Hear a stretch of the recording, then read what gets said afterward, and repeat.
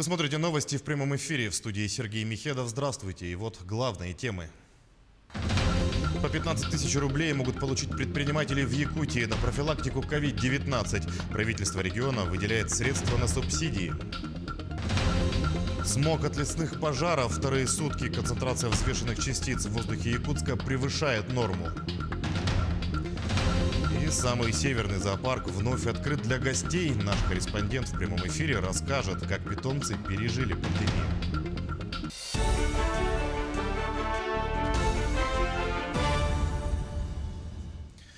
С возвращением детей из районов столицы региона возможен рост заболеваемости коронавирусом. Речь идет о школьниках, которые уезжали на каникулы. Об этом сообщила министр здравоохранения региона Елена Борисова в ходе брифинга по эпидситуации. Наибольшее количество выехавших на каникулы детей зафиксировано в Усть-Алданском, Татинском и Алекминском районах. Министр напомнила о необходимости соблюдения всех мер санитарной безопасности во избежание распространения инфекции. У нас продолжается поток детей, которые выезжают в районы. Он, конечно, существенно уменьшился. В среднем у нас 500 детей выезжают в районы нашей республики. Мы ожидаем обратный поток, я думаю, что к 15 августа. Поэтому не исключаем вероятность повышения заболеваемости опять в городе Якутске. Поэтому необходимо продолжать все меры безопасности и предосторожности для того, чтобы избежать заболевания новой коронавирусной инфекции. Предприниматели Якутии могут получить субсидии на профилактику COVID-19. Дополнительное финансирование выделено правительством региона. Крайний срок приема заявлений 15 августа, сообщает в Минпреде. Финансовую помощь предоставят организациям и индивидуальным предпринимателям, работающим в пострадавших отраслях, а также социально ориентированным некоммерческим организациям и субъектам малого и среднего бизнеса, которым принадлежат объекты туриндустрии. Субсидия разовая по 15 тысяч рублей начисляется предпринимателям без наемных работников. Если у организации есть сотрудники, то к указанной сумме прибавляется по 6,5 тысяч рублей на каждого из них. Количество работников определяется на основании данных отчетности за май текущего года. Вторые сутки концентрация взвешенных частиц в воздухе республиканской столицы превышает норму. Об этом говорится на сайте регионального управления Роспотребнадзора. На 9 часов утра 5 августа в воздухе Якутска установлено превышение предельно допустимой концентрации взвешенных частиц на 0,3 миллиграмма на кубометр, говорится в сообщении. Концентрация оксида углерода, оксида и диоксида азота предельных значений не достигали. Добавлю, что задымленность обусловлена лесными пожарами в районах Якутии.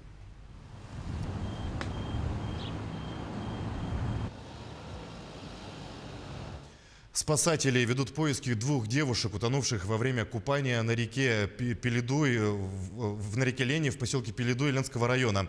На место происшествия выехала группа водолазов из Якутска и спасателей из Ленска.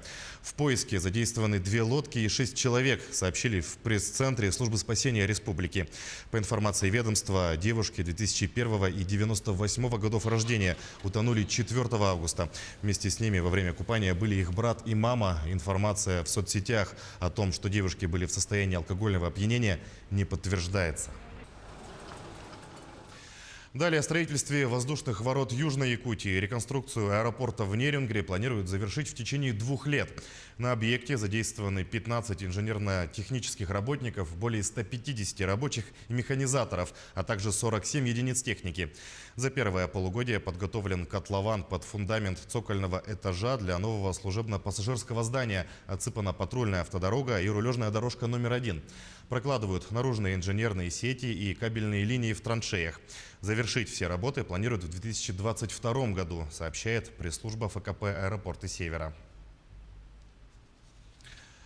А уже в текущем году в тепличном комплексе «Саюри» планируют вырастить более 600 тонн овощей. В настоящее время введены в эксплуатацию первая и вторая очереди объектов комплекса. Ближайшей осенью будет закончено возведение первого этапа 3-й очереди теплиц. Накануне тепличный комплекс посетил исполняющий обязанности премьера правительства республики Андрей Тарасенко, где отметил, что «Саюри» – это уникальный проект, который позволяет Якутии поддерживать конкуренцию на местном рынке и сдерживать рост цен поставщиков этой продукции. Андрей Тарасенко добавил, что работа по развитию проекта будет продолжена. В этом году 40-летний юбилей отмечает Удачнинское ремонтно-специализированное управление. Его летопись началась 1 августа 80-го. На тот момент трудились чуть более 300 человек. Гордится ремонтный цех своими традициями и семейными династиями. Николай и Антонина Геращенко работали токарями практически с самого основания предприятия. Уже ушли на пенсию, но их дело продолжают дети, внуки и племянники. Подробности у наших коллег. Наряд задания получено, инструктаж по технике безопасности пройден. Пора и за дело приниматься. Сергей Илларионов, племянник Николая и Антонины Геращенко. Работает слесарем-ремонтником. Своему делу не изменяет 3 десятка лет. Но при этом успел потрудиться на разных участках управления. Тот, на котором работает сейчас, считает особенным. Называет его мини-заводом, потому что зачастую детали приходится изготавливать заново, как на заводе. Здесь надо иметь навыки стропольщика, потому что все грузы, видите, габаритные, их перемещать надо. Ну, я, как говорил уже, пользоваться измерительными приборами, там, штангель, циркули, микрометры, пользоваться электроинструментом, шлифовальными машинками, дрелями. Пневмоинструментом. Словно паря в воздухе, Инна с ловкостью управляет мостовым краном. Негабаритный многокилограммовый груз, как пушинку, переставляет с места на место. Любит смотреть на всех с высоты птичьего полета. Инна – дочь Николая и Антонины.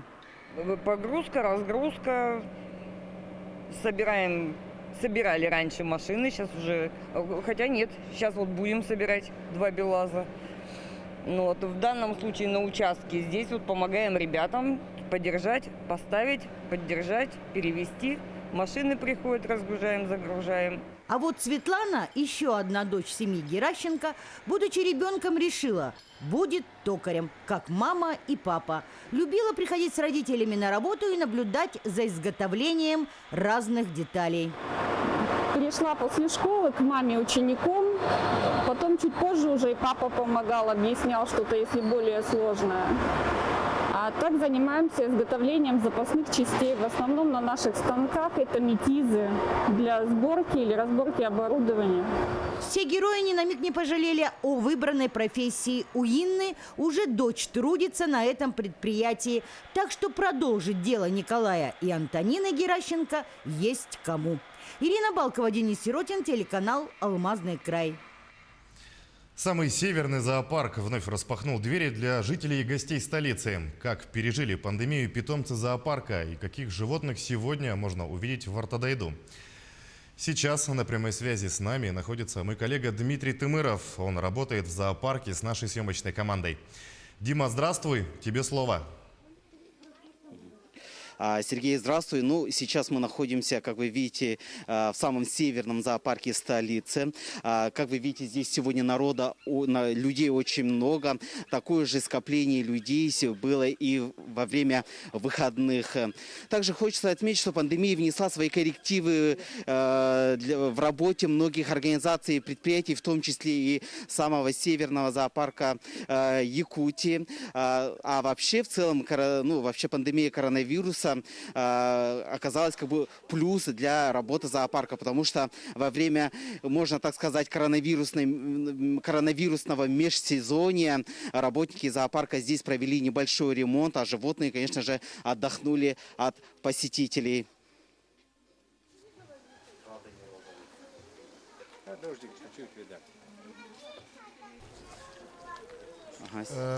Дмитрий, расскажи, какие животные пользуются наибольшей популярностью у посетителей сейчас после пандемии, и вообще до пандемии, какие были популярны?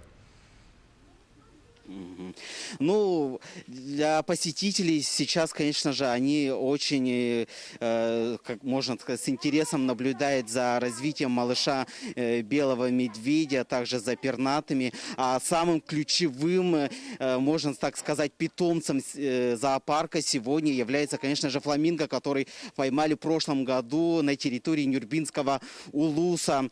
Можете посмотреть, фламинго находится в вольере. Хочется отметить, что фламинго тогда имел окрас розового цвета, а сейчас он уже как бы имеет свой полноценный окрас, это белый цвет. Это животное, то есть эта птица сегодня является самым, можно так сказать, трендом сегодняшнего времени, этого летнего сезона. Ну а давайте сейчас мы узнаем, как вообще как во время пандемии провели, какие работы здесь были проведены и как вообще пандемия внесла какие-нибудь коррективы, расскажет нам сотрудник зоопарка Наталья Сафонова. Наталья, здравствуйте. Ну расскажите вообще, сколько вот со дня открытия зоопарка посетителей посещают и вообще, что говорят люди? Здравствуйте. Да, действительно, с 1 августа, согласно указа главы, зоопарк открылся. Наконец-то он был закрыт с 19 марта. Это более 4 месяцев закрытый был. То есть весна и лето прошли без посетителей. Вот. Ну, конечно, посетители очень довольны тем, что зоопарк открылся, потому что это одно из любимых мест посещения именно родителей с детьми. Да? И в первый же день уже посетило очень много посетителей, да. Ну, таких столпотворений не было. В воскресенье немножко было много, немножко образовалась там какая-то очередь, но это сразу прошло. В понедельник вообще очень было мало посетителей. И сегодня тоже, вот видите, как-то постепенно приходят семьи, небольшие группы, посмотреть, как же живут животные в зоопарке. Вот. И для того, чтобы было пребывание более безопасным, мы уже, как вы, наверное, видели, да, начиная с кассы, да, разместили такие отметки, что необходимо соблюдать масочный режим, необходимо соблюдать социальную дистанцию. Вы видите, везде разметки, да, 2 метра. Вот. Но некоторые приходят семьями, не по одному же в зоопарк приходят, и поэтому держатся своими как бы такими, ну, группами, да. Вот. И, конечно, у нас еще расположены диспенсеры вот, на входе бесконтактные, в террариуме, туалете. Вот. И кроме этого тоже другие антисептики. Проводятся обработки в местах массового скопления санитарные по графику. Вот. И как бы площадь зоопарка большая, это 140 тысяч квадратных метров. Поэтому здесь удобно вот располагаться, отдыхать, да, на такой обширной территории. Вот. Ну, посетители соскучились, конечно, по животным. Животные отдохнули во время пандемии, да, очень. У нас размножились различные виды в этом году. Северные олени, благородные олени-зюбры.